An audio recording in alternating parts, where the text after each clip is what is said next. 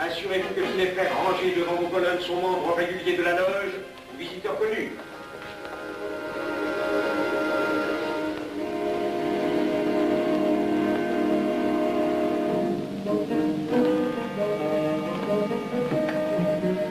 Vénérable maître, les frères qui décorent l'une et l'autre colonne sont membres réguliers de la loge ou visiteurs connus.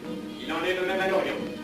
Frère premier surveillant, à quelle heure les francs-maçons opèrent-ils leurs travaux? À midi, vénérable maître. Quelle heure est-il, frère second surveillant? Il est midi, vénérable maître. Puisqu'il est l'heure du travail, frère premier second surveillant, invitez les frères de vos colonnes à se joindre à vous et à moi pour ouvrir les travaux de la respectable loge des enfants de l'univers Orient de Paris, au grade d'apprenti, en la forme accoutumée. À moi mes frères, par le signe, la triple batterie et l'acclamation.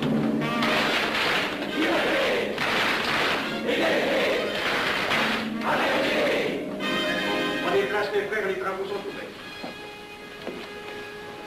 Mes frères, l'ordre du jour appelle l'initiation du profane Avenel.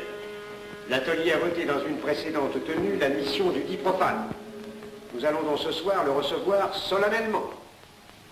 Mon frère couvreur, veuillez aller chercher le profane Avenel qui a écrit son testament philosophique dans le cabinet de réflexion.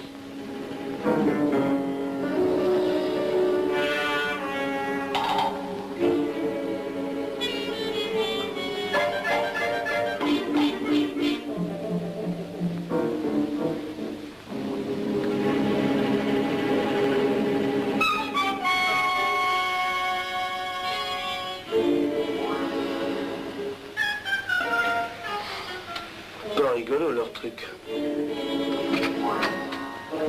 Monsieur, veuillez me suivre.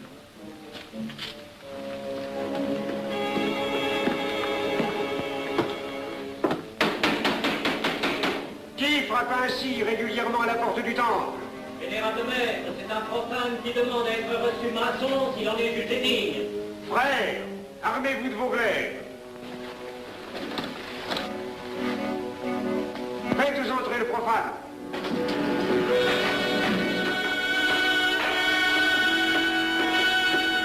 Laissez-vous, monsieur.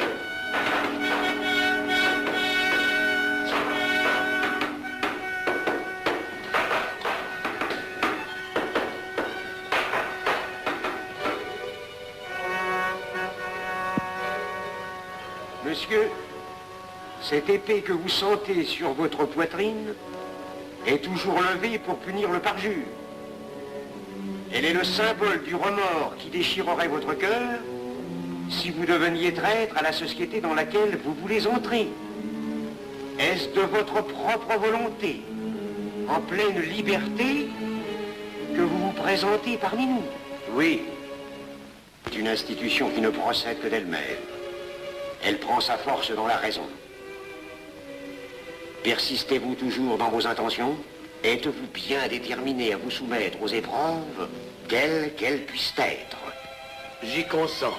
En ce cas, confiez-vous à la main qui va diriger vos pas. Mais, comme il serait imprudent de s'imposer des obligations dont on ne connaîtrait pas l'étendue, il est de la sagesse de cette respectable assemblée de vous dire quels seront vos devoirs si elle vous admet dans son sein. Le premier est un devoir absolu de secret sur tout ce que vous pourrez entendre et découvrir parmi nous, ainsi que sur tout ce que vous verrez et saurez par la suite. Je dois exiger de vous un serment, prêté sur la coupe des libations. Consentez-vous à le prêter? Oui. Frère expert, faites approcher le profane. Et vous, maître des cérémonies, apportez la coupe des serments. Présentez la coupe au profane.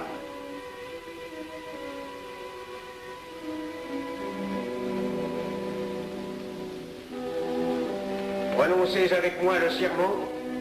Je m'engage sur l'honneur, au silence le plus absolu, sur tous les genres d'épreuves qu'on pourra me faire subir.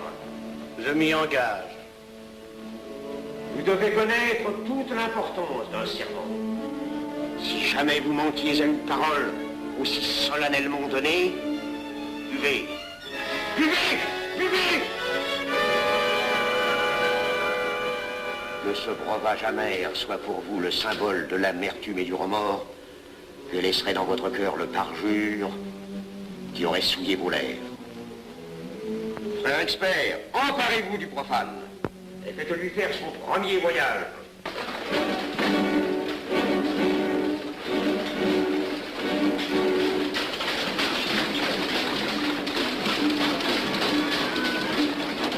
Voilà, c'est un profane qui demande à être reçu maçon. Comment ose-t-il l'espérer? C'est qu'il est libre et de bonne mœurs. Puisqu'il en est ainsi, qu'il passe.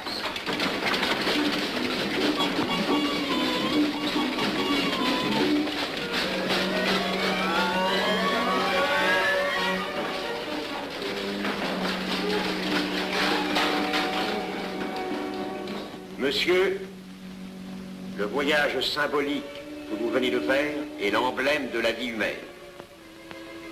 Le bruit que vous avez entendu figure les passions qui l'agitent.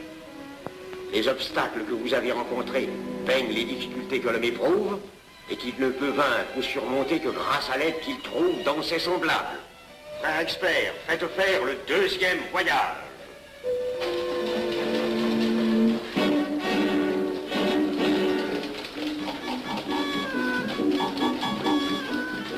Qui va là? C'est un profane qui demande à être reçu maçon. Comment ose-t-il l'espérer? C'est qu'il est libre et de bonne mœurs.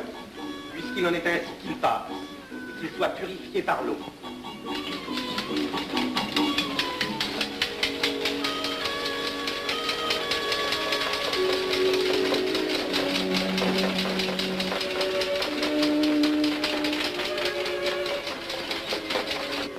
Monsieur, nous avons procédé à l'épreuve de l'eau qui représente l'épuration de votre esprit naissant à la vie maçonnique. Votre cœur doit être limpide comme l'eau pure.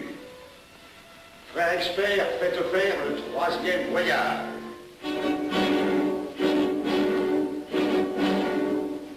Qui va là? C'est un profane qui demande à être reçu maçon. Comment ose-t-il l'espérer? C'est qu'il est libre et de bonne mœurs. Puisqu'il en est ainsi qu'il passe par les flammes.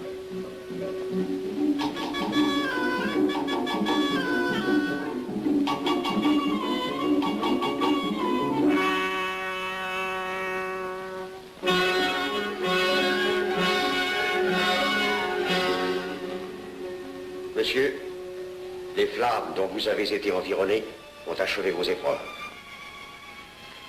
L'ordre maçonnique dans lequel vous demandez à être admis pourra peut-être un jour exiger que vous versiez jusqu'à la dernière goutte de votre sang pour sa défense et celle de vos frères. Je vais maintenant vous faire prêter serment à la franc-maçonnerie. Frère expert, amenez le profane à l'hôtel. Mes frères, debout, à l'ordre et glaive aux mains.